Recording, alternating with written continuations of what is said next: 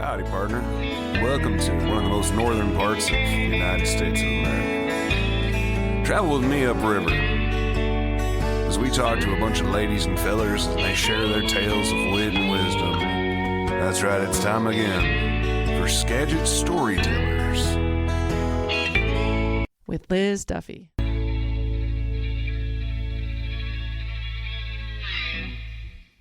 I always feel a little nervous when I first set up with gear and stuff, and then as soon as we start talking or playing or whatever, it just melts away. So Yeah. yeah. I always think about when drummers have to go to the honeymoon, how hard it must be for you guys, because, I mean, it's such a small space. Well, you were there recently. You and Spencer Yeah. came up, right? Yeah. So I had a new toy, and I was looking forward to it. I was like, okay, next time we play the honeymoon, I'm going to get this new toy out. So I bought the cocktail kit. Do you know about these things? No. Did you notice it at all? No. See, I'm the drummer in the back. Nobody cares, right? But Well, no, I will say, though, wasn't there a really important playoff game? The Blue Jays Yeah. were playing. Wait a second. Did you say the Blue Jays Sorry, were playing? The Blue Jays The and Mariners were also playing. Yes. No, actually. We were kind of focused on No, that. for that. Fortunately, I guess, though, for that show, that was Game 7 of the World Series. So the Blue Jays were playing. The Mariners were not, unfortunately. But the Blue Jays and the Dodgers, Game 7. Oh, yeah, the Dodgers. Sorry. And yeah. I'm a huge baseball guy. It's like my main sport connection. I grew up playing baseball. Like I'm one of those, Field of Dreams makes me cry kind of baseball people. And so I always watch playoff baseball. And this year with the Mariners having been really good and really gone far, and I think they have a good opportunity to continue doing that, I was just totally into the playoffs. And so, it didn't occur to me until, a few days prior, like, oh, we have a gig on a night that's going to be really impactful. Fortunately, the Mariners weren't playing. But yeah, we played that show and then went out and we're huddled around somebody's phone watching the extra innings Game 7. It was it was fun. But. Yeah, that was exciting. So what was your new toy then? Yeah, so I bought the cocktail drum kit, which is it's a little Tama kit that is designed to be able to be packed up and carried in a suitcase, basically. So it's the kick drum is actually, it faces vertical, it faces up, and then the floor tom is on top of it. So it's like, if you've seen one of these things, you can visualize. If you haven't, I probably can't explain it very well, but it's like this tiny, looks like a kid's toy drum kit. It sounds okay, but it's really great at fitting in tight spaces. Which the honeymoon, yeah. It's cozy. The feel of a room that makes you feel comfortable and at home, and that's what the honeymoon has. 100%. Yeah. I love going in there. I feel like every time I go in there, there's more people that I know too, which is great. Yeah. But I feel like even if I didn't know anyone, it would still feel kind of like a home, Yeah. Yeah. Yeah, it's one of those magical rooms that you can't ever quite put your finger on why, but you just step in there and the energy feels good, and whoever's playing, I don't know that I've ever seen a bad show at the honeymoon, the one that I was like, that's kind of a miss. Like everything, there's been something interesting, and the open mic night there is phenomenal. I've discovered musicians that I then, go on to see on much bigger stages, and there's a few that, like, the first time I'd seen them play were there. So We were talking about venues the other day because, obviously with our radio show, we love to promote local artists, and we started talking more about the venues they're playing at, because without the venues, we have nowhere to play. Yeah.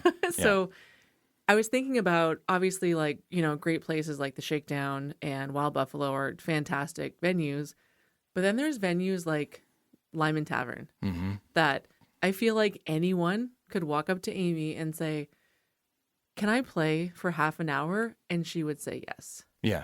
Yeah. I just had Haley Suter on, and she was talking about playing there. And I know you guys have played there, but there's no, and I'm not saying that the other venues are doing this, but there's no gatekeeping, Right. It's just so human to human. Like, I really think that I would put on a great set, and then Amy saying yes. Yeah. I mean, I think everywhere the community needs those sort of open opportunities for new artists to express themselves, or sometimes it's not just new artists, but it's somebody wanting to try something new out. You're experimenting with something that becomes a side project or whatever it is. We all need those outlets and those spaces that are welcoming and kind of inclusive to something that's not necessarily going to drive a lot of ticket sales or whatever it is, right? And that's something that, I mean, you see this in the music industry as a whole, but those spaces are often struggling. You know, live music isn't unfortunately valued as much as it has been in the past. And although it's wonderful to see the sort of reinvestment in local live music, especially around here, there's a great culture, great scene going on. But yeah, those small venues that you feel like you can just walk in and sit down and play, super valuable. Yeah. And Jack and Shane were on, and we were talking about how incredible like places like AMP and Swamp are, and Bellingham helps access music. And it's a lot of focus though on the youth. Yeah. And Jack was saying, what about that guy who just wants to get his emotions out and he's 40 years old and he hasn't learned What about the midlife yet, crisis? Yeah, right? Yeah. And I was like, that's really interesting. I don't think that any of the other places would turn him down, but it's like it's geared towards that. And so we were just talking about like, what are the options for people who are older? And anyway, that's an interesting thought. So one thing that comes to mind, and I haven't participated in this at all and don't know much about it, but I know that Nick at Bellingham has a program that's like the community band program where anybody can sign up, and he hosts these nights. I think it's a couple times a month where you can come in, and it's kind of like an open jam, but there are instruments and resources, and I don't know if it's Nick or somebody from the school is there to sort of help guide people in the right direction. What's Bellingham? So Bellingham's a music school in Bellingham. It's run by this guy Nick, who's very well connected. He's a great musician himself. He plays in several bands, but he's one of those people who just keeps himself very, very busy. And he has, I think, 2 locations now. But he offers studio space for teachers to teach students. He's got a little recording studio there. So I think there's a lot of people that will go there to take, voice lessons or piano lessons or whatever. But he has a good sort of youth and teen focus program, but he also has an adult, I think it's called the community band. And again, I haven't taken part in it, but it was cool to see that program exists. Yeah. Well, and often I think people just don't realize those things exist until, we all start talking about them and sharing about them. So right. I know people who I've invited to Swamp and they show up for the first time and they're like, I didn't even know this was here, and the fact that it's open all the time for kids to drop in and just play is pretty cool. And I just think people just don't know that. So yeah, I'm super inspired by what they're doing at Swamp and really appreciative. As somebody, so I grew up playing music and just kind of trying to figure it out myself. I started playing in middle school and in the middle school and high school, band program, played all through high school, and then realized like, I really want to keep doing this, but I don't know what to do. I'm not going to have the support once I leave high school. So some friends of I we got together and, formed a punk band, and we didn't really care. We didn't really know what we were doing. We were just loud and getting these, sort of adolescent emotions out through loud noises. Yeah. But I think, I look at what programs like Swamp here in town in Cedar Woolley are doing, that just they're creating an opportunity for kids just like I was to actually be empowered to see what they can do with this talent or interest or whatever it is that they have, right?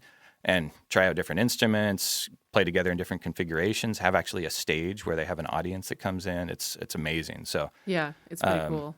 Yeah, big shout out to what they're doing at Swamp, and yay Wes and Clay and everyone else. I know there are others. I'm sorry, I don't know their names. I haven't met, but I'm really excited. I haven't quite done it yet. I'm waiting for some parts, but I have a drum kit that I've been putting together for Swamp. It's going to be, I think, their new house kit cool. that I picked up and have been replacing broken parts and getting new heads. And there's been a few friends in town up in Bellingham have contributed, and we've, get some new heads on there and stuff like that. So that's great. I was just thinking about the list that you just sent me. So as you know, you've listened to this podcast. I don't like to do any research. Yeah, it's good. And so let's talk about how you can't follow instructions. You sent me a whole list of things we could Did you instruct me not to do that? No, I'm just kidding. Okay. No, but it was funny though, because like the first, 4 or 5 bullet points, I'm like, oh, I know all these things. And I was definitely going to bring these up, like your whole, like not your whole music background, but connecting with Chad and Ray. We'll talk about that in Natural and Forest. I'm like, yeah. Oh, I do know a lot about Luke. That's really cool. You threw me a bunch of curveballs at the end. I'm excited about the toenail story and also Ireland story. Well, yeah, I want to try to make you laugh a little Let's bit start too. with the toenail. No. Hey, but before we move on to that, can Yes. I was just trying to remember, and the last thing we were talking about the drum set for donating to Swamp. I want to give a shout out to our friend and super active drummer and musician in Bellingham, Kevin Christ. Can you edit to have the right pronunciation? Let's call him Kev. Kev, yeah. So Kevin is one of those guys. He just works super hard. He makes bands work. He makes shows work all the time. He donated. I put this call out like, hey, does anybody have any extra drum heads? I got this kit that I'm putting together to donate to Swamp. It seems like I'm going to have to buy a couple $100 worth of drum heads to make this work. And he responded, and he like showed up and piled like 20 drum heads on me and said, here. Wow. Most of them are a little bit used, but they're all good quality. And so not only when we deliver that kit to Swamp, not only will it be ready to play, but it's going to have like a good library of heads to replace over time as they get beaten up. So. Well, and you were just saying like, oh, they're slightly used. I'm thinking about when Michael from Bellingham Helps Access Music was on. He was talking about how he learned how to play the drums with pillows.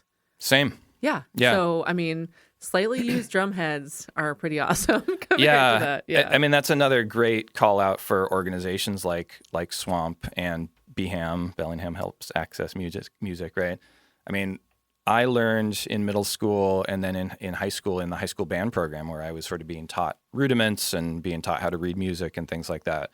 But how I really learned how to play drums was listening to Tom Petty records and beating on my sofa, And I was like, my dad used to say this thing. He's like, oh, he's making the dust come out of the couch pillows again. It's just like I'd just be sitting there playing until eventually we put some money together and bought a really, really shitty drum set. But so when did you first, I guess, realize that you were like, yeah, I want to be a drummer? Like, does your dad have videos of you when you were 5 playing on buckets? No. Well, actually, let's back up a little bit. Where are you from? Where were you born? Yeah, so I was born here in Skagit. I was born in a little birth center on the hill in Mount Vernon. I grew up at the farm up in Birdsview. So I think we have a connection. I'm interested to talk a little bit more with Spencer too, because I think he and I are like different decades, but similar stories in a lot of ways. When were you born? 80. Okay, me too. Yeah. We're the same age. Yeah. So I grew up in Birdsview on a farm, 40 acres, beautiful place to grow up. It's just near where Razor State Park is. So, as a kid, I was tromping through the woods and making tree forts and throwing rocks in the river and stuff. With your brothers and sisters? No. So I have one sister, Okay. but she's 7.5 years older than me. And we were kind of on different arcs of life. And so, my sister's one of my best friends. We are very closely connected and our families are really close, which is a real blessing. But I hardly knew her until I was late teens. We lived together for a few years, but then she went and lived with my mom, and I stayed and lived with my dad. And so we didn't really know each other until we were closer to adults. Yeah. But I mean, spending the summers just on the river, it's probably just such great memories.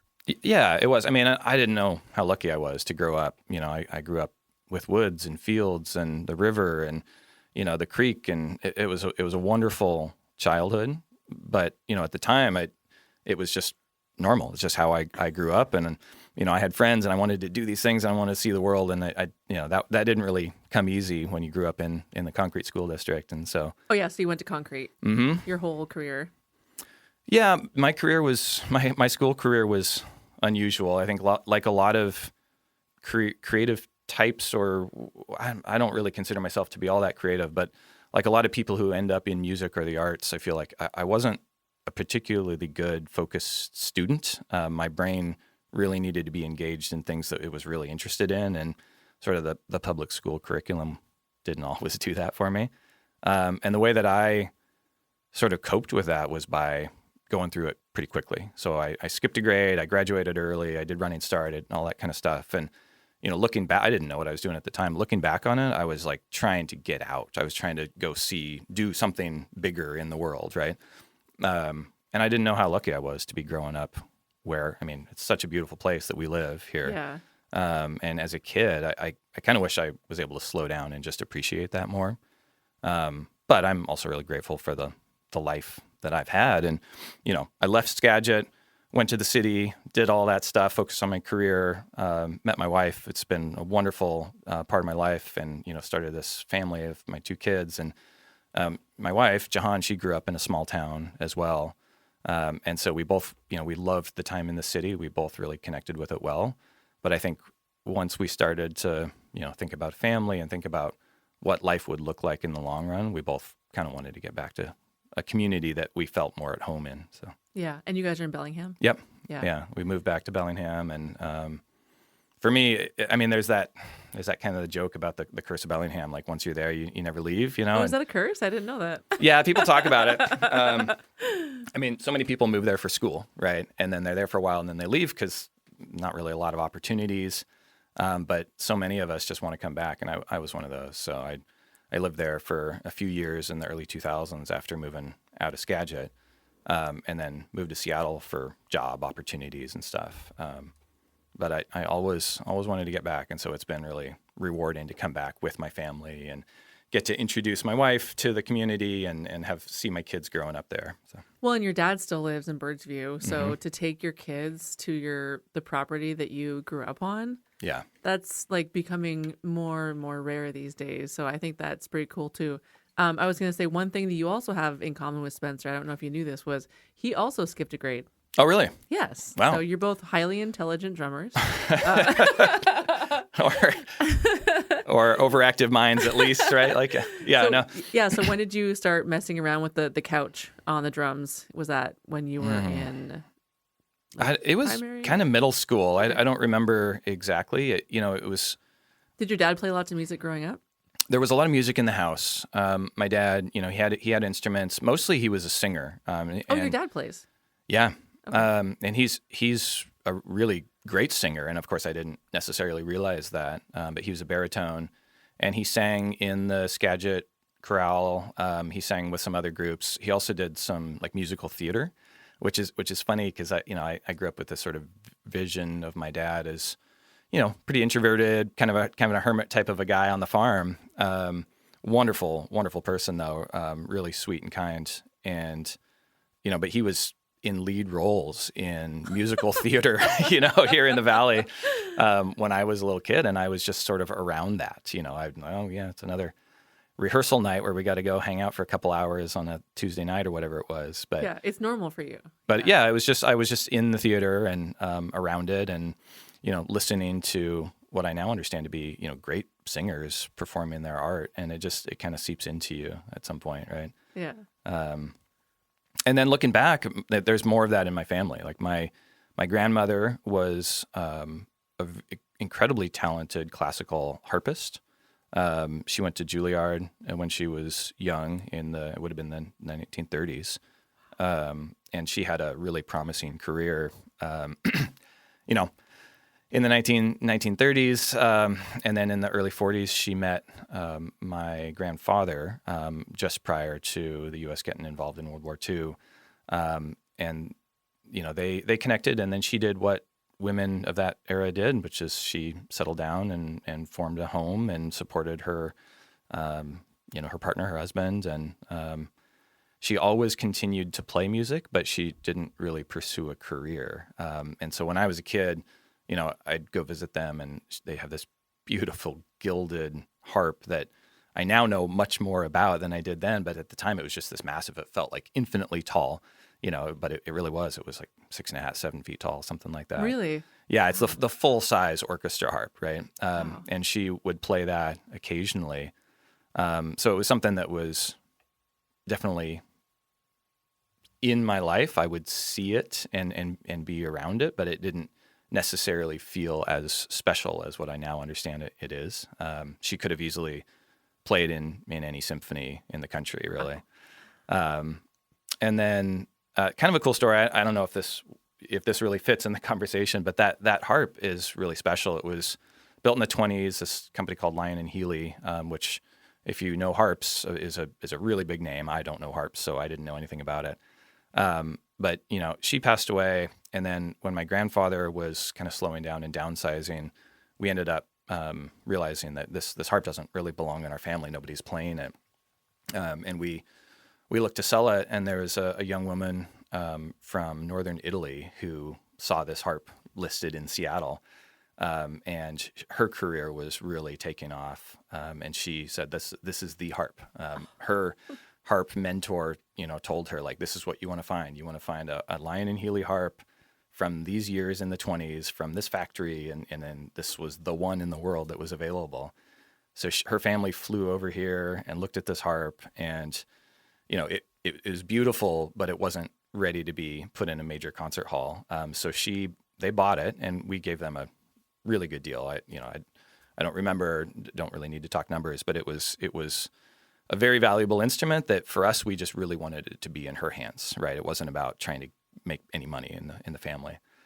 And it went back to Lyon and Healy in Pennsylvania. It was there for almost 2 years, getting completely renovated. And then they shipped it to Helsinki, where she's now the principal harpist in the Helsinki Orchestra and Opera. So this harp is like, Wow. it's on a big stage. Yeah. Yeah.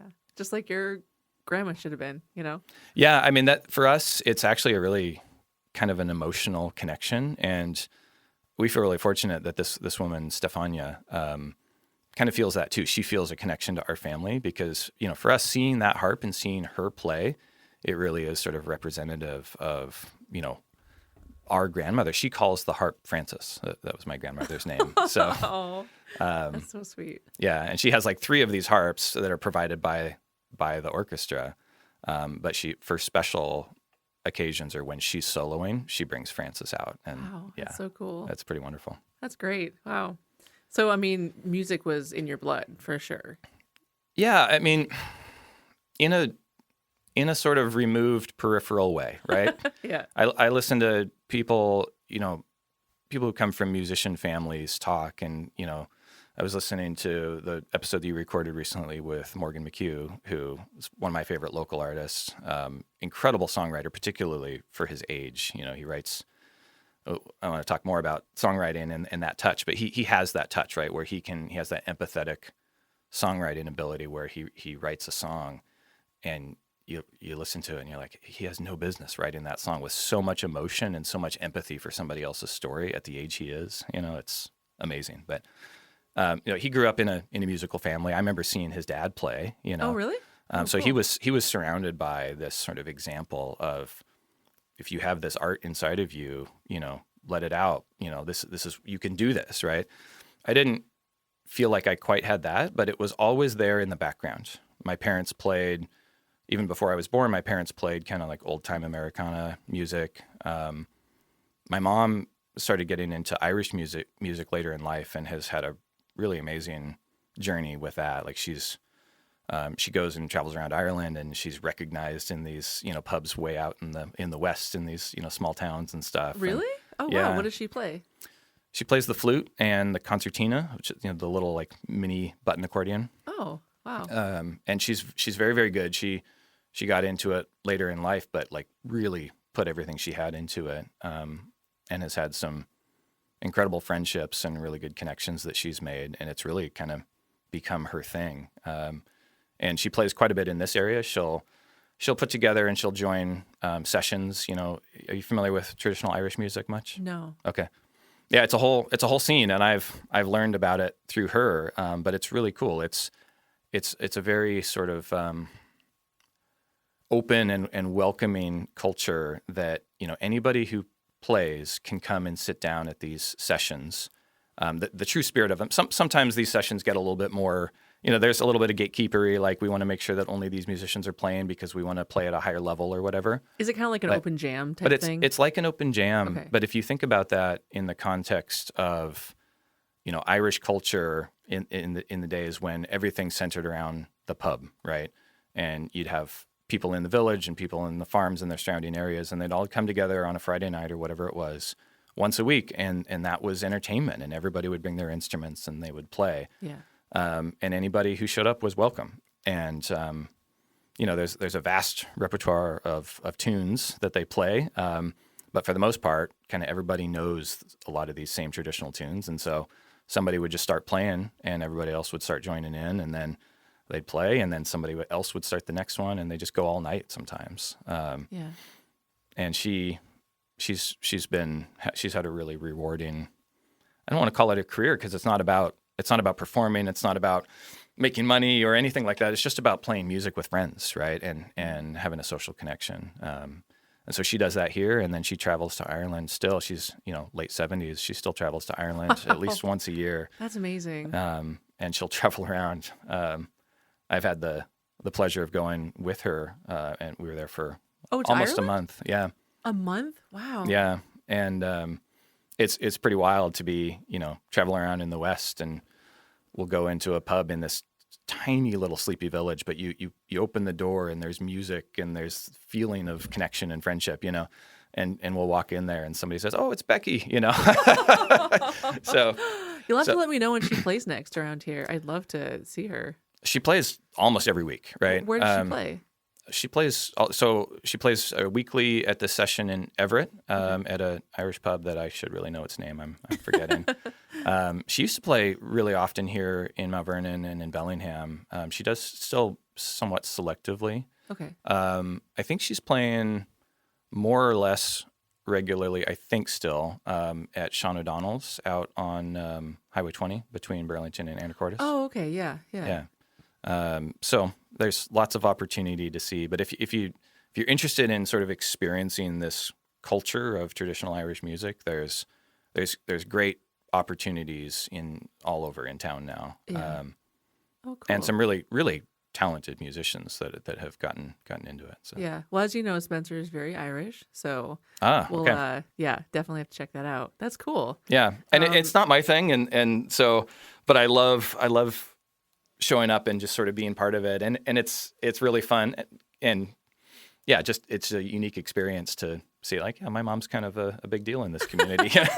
I think just being around people who are passionate about anything, I think is incredible. Like, I've said that before, like, I mean, I'm not huge into hip hop, or like Spencer's really into reggae. I'm not really, but if I go to something and like someone's put time and effort into reggae songs or hip hop, like I'll listen, and I'll give it a chance. And I just someone doing what they're called to do is pretty great. So that is such a great point. And whatever genre, or whatever term you want to use, it is, when you get to see somebody who's really great and really passionate about what they do, and you can open your heart and mind enough to receive that, it makes for a magic connection, right? Yeah. As somebody who likes and appreciates music, I really try to do that. And sometimes it's harder than others. Like, sometimes I'm like, oh, this isn't really my thing, but oh yeah, I could see how if this is your thing, that would be really cool, But then sometimes when an artist will just break that barrier for you as a listener or in the audience, and you're like, okay, this is awesome. I didn't know I loved this, but I love this now. Yeah. I saw a show recently that was kind of that way. So the project Babes in Canyon, them? I've heard of them. Yeah. Yeah. So it's a side, not really side. It's kind of the main project now, but it's a project of Nathan Hammer, who's Zach Hammer's Zach's brother. Yeah. Right. Oh, right. Okay. Yeah. And Nathan's wife, Sophia. And so they are, at least Nathan and Zach are in the band Cuenca together.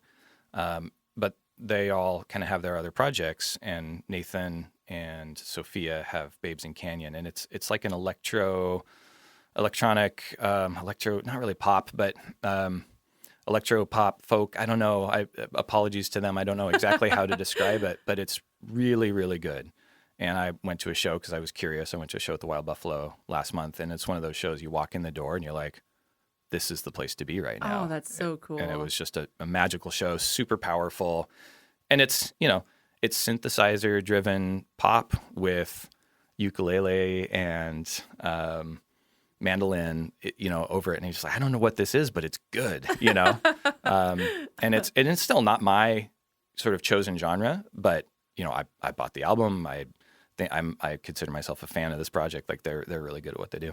Yeah. Well, I love the fact that people don't like pigeonhole themselves into, I'm a punk artist and that's it, or I'm this and that's it. And these are the only shows I ever go to. And yeah. So you said that you played in middle school drums. That's how you started. Yep. Did you have? I'm trying to think who Spencer had at Concrete. Oh, he had Peter Ormsby.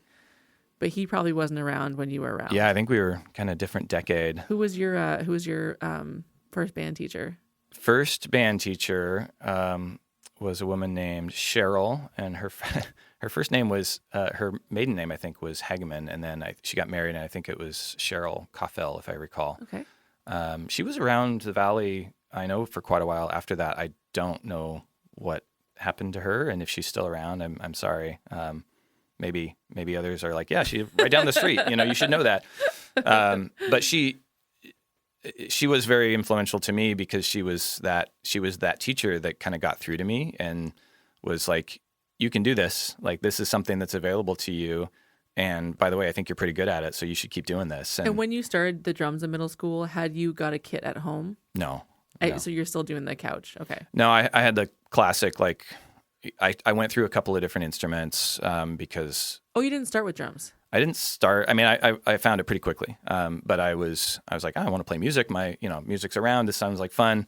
So, we rented like several instruments from Hugo Helmer, and I tried different things. I played the trumpet, the trombone, the clarinet. I think I picked up the saxophone at one point. I was like, oh, this is hard. I don't know how to do this. But and then I don't actually remember why. I have no recollection of it. But at some point, I had a snare drum, and it just something about making a lot of noise and being heard, being present in that music that way. It just fit for me. And so we rented just the classic like student snare drum kit, and I just played and played and played. And I think my dad, credit him, he recognized it. For me, I didn't know. I was just like, I was a kid. I was just doing whatever. But there was, I think, a big difference between when I was trying to learn how to play one of these other instruments and then when I got the drum. And he was connected enough to music and liked music enough that he saw that and was willing to support it. So yeah. And then you played all through high school too. Yeah. And this is where, it'd be interesting to talk to Spencer about this, but small town, small community, the band was very small, not particularly well funded. And there weren't all that many of us who played in the band. So the great thing as the drummer is, there were a couple other people with me who would play drums early in high school, but at some point I was kind of the only one. And so I think a lot of people, the high school band experience, you think this classic, like large marching band where, you get to play one part and you just like are waiting and resting through the whole song. And then you have one thing you get to play, right? For me, like I was in high school and they gave me a drum kit because they needed cymbals and they needed a bass and they needed a snare. And so I got to play the kit from a pretty early age. And so it was fun. I got to kind of play my style. You played all the time because you were the only drummer. I was the only one. And so, yeah, I got to play all the time. I got to kind of put my stamp on it. And I think I'm sure I was difficult and obnoxious at times, but credit to my great band teachers who they did a great job of sort of channeling that energy into something that sounded good. Your dad said when Luke played drums, I talked to your dad, by the way. Oh, wow. When Luke played drums in the Concrete High School band, I used to go to the football games to listen to them play that old Steppenwolf hit, Born to Be Wild, in which I thought I could hear and feel his powerful drumming breath. So much energy into the band. Powerful drumming breathe so much energy into the band and through the band into the crowd and the team, energizing the whole community. Wow. Oh, thanks, Dad. That's very kind. That's the power of live music, isn't it? It brings people together in a deep and profound way. Oh, I really want to interview your dad now. Man, he has some interesting stories to tell. He's a great storyteller too. He's very charming, and he's lived through some really interesting things. He's one of those people that's kind of been ahead of the curve in so many ways that I don't think he gets a lot of appreciation for because he kind of keeps to himself. But there's been so many examples where he's sort of identified something and been really interested in something. And then a few years later, you start hearing about it everywhere, Yeah. So, thanks, Dad. That's very, very kind thoughts. So after high school, I'm trying to think back to the text here. So I like to start the podcast off with talking about how we met. Yeah. We just talked nonstop and skipped that part. That's okay. you guys. Well, have we met at the Blue Room, right? Well, I think I met you briefly, Yeah. but then I really feel like I talked to you for the first time at Lyman. Yeah, I think that's fair. So I remember you coming to the Blue Room, and you were coming to see Chad, right? Yes. So this was that was yeah, because Friends for the Ghost were also playing, I think. Yeah, I don't know And how Morgan, I maybe. and Morgan. I think yeah, it was a really good triple bill. Yeah. it was a great bill. Yeah, and it was. that was early on. We had an EP with Chad and the Setbacks that we'd put together, and I was trying to like get some momentum going, and so I was like, man, who are just fantastic musicians right now that I could try to wrangle into coming up to Bellingham on I think it was a a Thursday. It was a Thursday night, yes, yeah. It was, so yeah. Thursday night and playing this EP release kind of party thing with us. And I went with Chad actually to see Friends for the Ghost and Morgan actually at the Old Edison a couple months prior. And it's like, these are the guys. Both of these acts are phenomenal, and I would love to be on the same stage with them. And so I just asked, and they said, sure, let's do it. So yeah.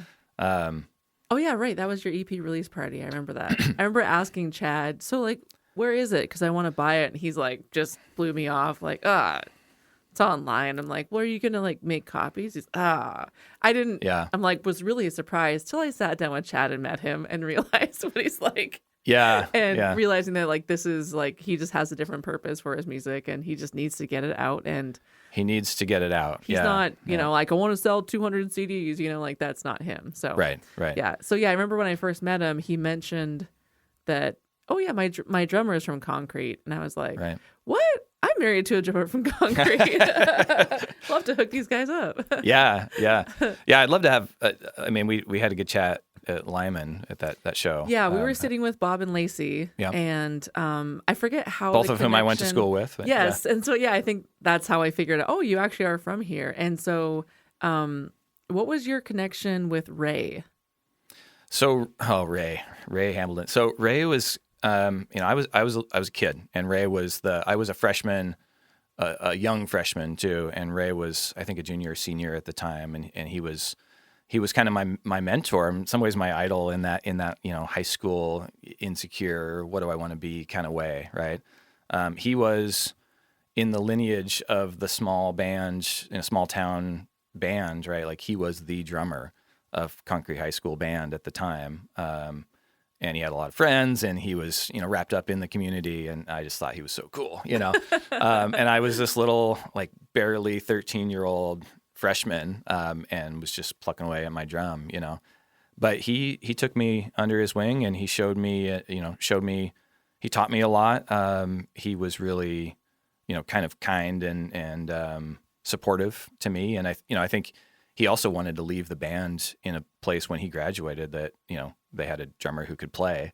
But I really appreciated the way that he taught me how to play, and also, made me feel like I could do this. I could step into his shoes. So, yeah. And he's a killer drummer, good guy. So. And he's the one that also plays in Bare Feet?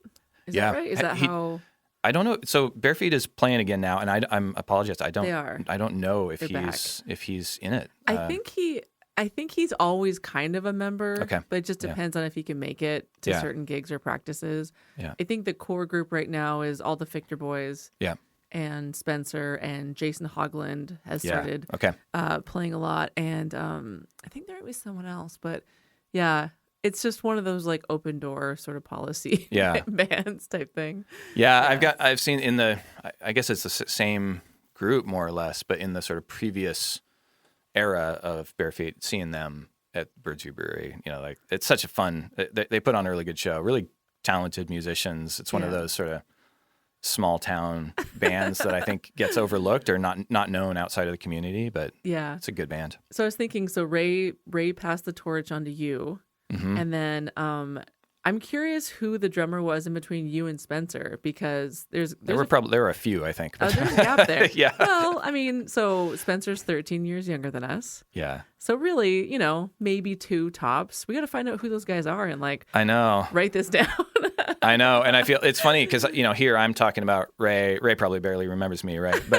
But I passed the torch off too, and I feel kind of guilty. Like I don't really remember, who took over, or I was just like trying to get on with my life, right? Yeah, yeah. And I had these like punk bands I wanted to play in and stuff. I was like, okay, whatever, you can play the concert band stuff. I wish I did that. Steppenwolf. I could still play those songs for sure. So when you graduated high school, you said you went to Western. No, I didn't actually go to Western. Okay. I did a little bit, but I went to a community college. I had to pay my way through school. And so I took some classes. I had done Running Start, so I was already in the community college. And so I just kind of kept rolling with that. And then I was very interested in and had sort of spent some time in school nerding out on computer stuff in an era where it wasn't nearly widely as accessible or widely spread as it is now. And so at that time, late 1990s, it turns out there was a lot of opportunity for somebody with the sort of interest that I had. And so I ended up moving to the city for a job and put college on hold for ended up being 20 years. I did go back and finish my degree, mostly so that I could tell my kids, like, yeah, I have a degree, and when we send you to college, it's important, right? But yeah, I just kind of launched into my career at that point. But you were talking about how you love that song Wolves, and besides that, the one song on the album Money and Music, which is incredible, Dad's song. Oh man! So when we were upstairs getting ready for band camp, and it's this really fun weekend. We look forward to it all year. And I'm like, woke up at like 8. I'm like, super, okay, Spencer's going to work. I'm going to get focused and get everything packed for band camp. Check my email really quick. We got approved for media passes to Bumbershoot. Nice. Oh, like, yeah. I remember. Yeah. Oh my gosh. And I just like lost it. I couldn't believe it. And, I spent a couple hours like texting people and emailing them back and just finding all out what I need to do. And I just wanted to prep for that. That's all I wanted to do. And I went, nope, Liz, stop. You told Spencer you'd be really focused and get this done. And so I thought, no, I'll just put music on and then just like go. Yeah. And I literally put her record on and it started playing, and I've heard it before. Yeah. But when she sings, you let me set up my drum kit in the living room like I was at Bumbershoot. I just stopped and I just started sobbing. And I think I text Alex. I was like, Alex, I have to tell you something. So that song means a lot to me. And also just the way she describes her dad is incredible. Have you met Chuck? Well, so I was at the Cumulus table and I'm buying stuff, and this guy comes over and I was like, oh, sorry, I'm just going to buy a couple things and you can look. And he's like, oh, it's okay. And I said, oh, are you here for one of the bands? And he's like, yep. And he just mentioned something about maybe Cumulus or I have that record. And I just looked at him and I said, are you Alex's dad? And he's like, yes. And I go, I love Dad's songs so much. Can I hug you? And he's like, sure. So we hugged. Oh, man. And then they had started, so we stopped talking. But that was just such a special moment. Yeah. That's one of the things about her, too, is she embraces those special moments. And she's not, it's not the sentimentality is there, but it's not forced, right? It's real, it's genuine. And, Chuck he's at all the shows. He's always dancing in his like quintessential dad dance style that is just unbeatable. That we, as a dad, like I hope to strive to that level of like natural enjoyment / embarrassing my kid, But the way that Alex is like so appreciative of him and so effusive, it's really, really special. And Chuck is, I don't know him well, but every time I've seen him at a show, I've talked to him and I've spent some time with him. And the one that stands out, I totally am like fanboying on Cumulus here, but the one that stands out was one of the record release shows this last year at the Wild Buffalo, where she surprised him by pulling him up on stage. Oh, I was there. We were there. Oh, that's right. Yeah. Oh my gosh, yes, that was incredible. So I was standing next to Chuck and like chatting with him in the previous or like between the songs and stuff, and so I was right next to him when she called him up, and it was very fun. That was because her name was Princess Played. That's right. That show. That was such an incredible Great night. show. Yeah. That I'd never really been to the Wild Buffalo before. That is a cool venue. It's a very cool venue. Yeah. That's the Buffalo for me is.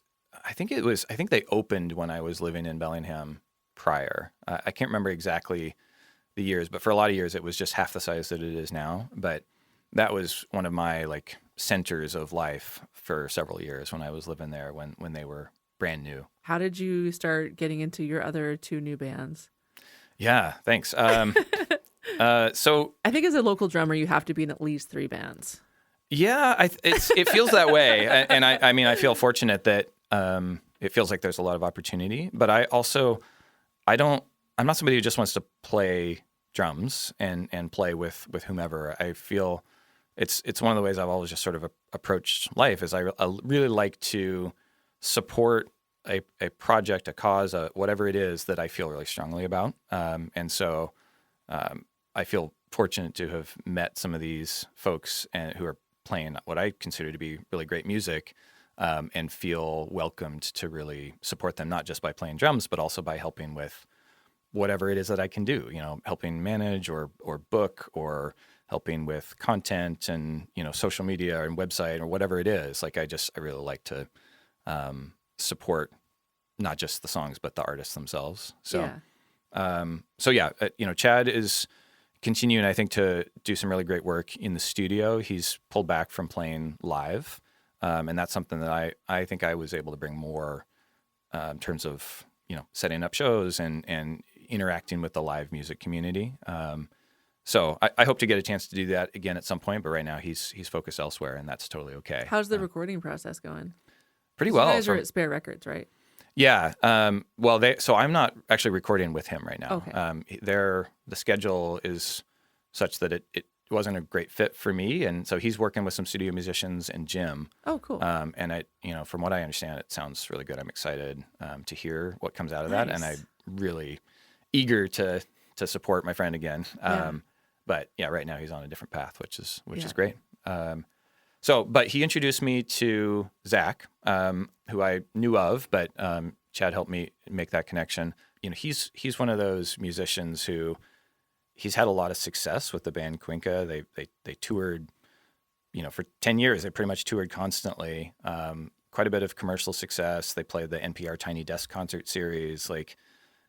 Cuenca has done quite well, and it's been really fun and interesting. Like I've learned a lot just by being around him as a musician who sort of has the audacity to feel like he can make a good living at this, and that's been really inspiring, and just been fun to sort of support him in this next phase of what he's doing. So, and he's got incredibly catchy songs. Like he's a good songwriter, and the songs that he's putting out there, they just get under your skin, and they make people move. So, yeah, it's a little bit of an interesting combination genre-wise, but I really think that show, the January 16th show, I think people are going to have a lot of fun, and all 3 of those bands have the ability to really delight. So, yeah, come on out. Yeah, and then Natural is a really great friend who I feel like I've gotten to know. Every time he and I have been in the same room, I feel like he and I just had so much to connect on, and that still is the case after a year and a half of finding ourselves in the same room. He has an interesting background, interesting childhood story that is very different from mine, but aligned in ways that are pretty unusual, I'd say. He grew up in the sort of the Love family background in Arlington, which if you know about the Love family, you know, and it's not my place to really just to talk about what that community was. Well, people can listen to his podcast. There you go. Yeah, refer back to the Natural Israel Gadget Storytellers. But my parents actually lived on a agriculture sort of hippie commune that was just down the road from them when he was growing up there. It was before I was born, and so I wouldn't have been like neighbors with Natural at the time. But there's this sort of interesting, shared, quirky background that we both have. And so my parents were hippie farmers. They bought a place here in the Upper Skagit in Birdsview, and that's where I grew up. But I spent some time, they lived at a place called Prague Tree Farm, and I spent some time back there. And so it was really interesting talking to Natural and just being like, we're both kind of weird in the same way a little bit, and we're the same age, and we have a lot of the same sort of interests and values and stuff. And so I consider him to be a really good friend. And he's one of those musicians that, when he sings, people just stop and listen. Yeah. He's got that incredible talent that I feel like is, I just feel really grateful to be able to be part of it. And more than that, he's actually opened up to me and has accepted my sort of help and guidance and just like, welcomed me into the project, not just as the guy who plays the drums, but somebody who kind of, helps move the project along. So when we were talking about recording spaces earlier, you have a space at your place, Natural's building a studio, and Zach's also building a studio. Yeah, in the era of it's awesome. I love it. Relatively less expensive digital recording equipment, like anybody can do it. It feels like there's still a huge amount of value in a true professional tier studio with an engineer who really knows the art. Our friend Jim Reeder is an example of that. Where I agree. I've learned a lot from him just by being in the same room with him. Yeah. And what he's doing at Spare Records is great. And we're fortunate there are many great studios around here. I don't have any delusions about like having a studio in my home or anything. And your studio here is really cool, by the way. Yeah, I think I'm thanks. eager to hear what more of what comes out of here. But for me, it's just I've got drums, and drums are kind of difficult to mic and get to sound just right, and so I figured rather than waste, a studio engineer's time while we try to figure it out together, like I want to know the ropes and be able to be good at that when I show up to a studio.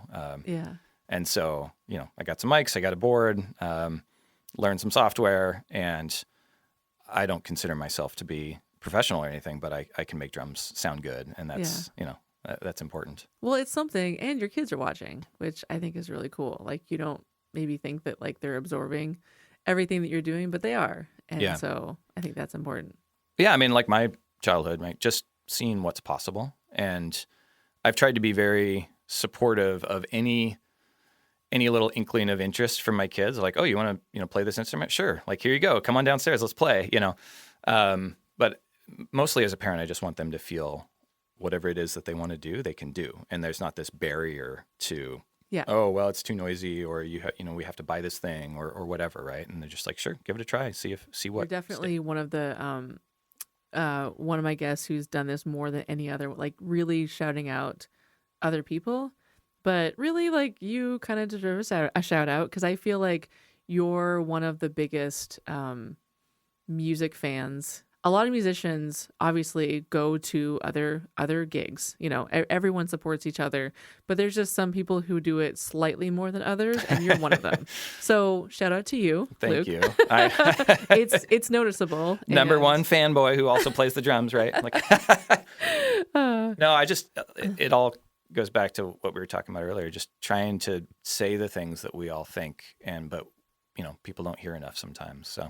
Yeah, and sometimes you say it by buying a ticket and showing up, and I think that's really, really cool. I guess I can direct people to where you're playing next with Forest and Natural, but otherwise I feel like people will probably just see you at a local show before they'll see you. A drum kit. I've got, I'm kind of hit or miss. Like I'll be really present for a while and then I disappear. I've got two young kids. How old are they? 11 and 7. So I have a second grader. Right? You're a second grade Love teacher. Second grade. Yeah. It's pretty wonderful. That's Zoe. She's doing really well. Yeah. I think there's something really important about, sharing other people's things. And it won't necessarily go unnoticed. And I know it could take you a second, but I think it's really important. So. I appreciate you saying that, because that's how I think about that. It's just like, even if this just gets through to one person that needed to hear it or see it, or will be mildly entertained by it for a few seconds, like, it's worth doing, right? And sometimes I struggle with the does anybody really care what I have to say? Social media thing, Yeah. But I find it easier to just go out there and sort of support other people. It's the role that I put myself in a lot in life. And credit where credit is due. That's something that you do very well too, right? Oh, thanks. The posting that you do and the voice that you put out there on the internet is very, very supportive. And I think it's really comforting to a lot of us in the area. You tend to have a really sort of positive, optimistic view and good reminders that you put out there into the world, but you're not tacky about it, And so, thank you. So I appreciate seeing the sort of, every few days seeing something from Liz pop up. So. Oh, well, thank you. Well, hey, maybe we should end on that.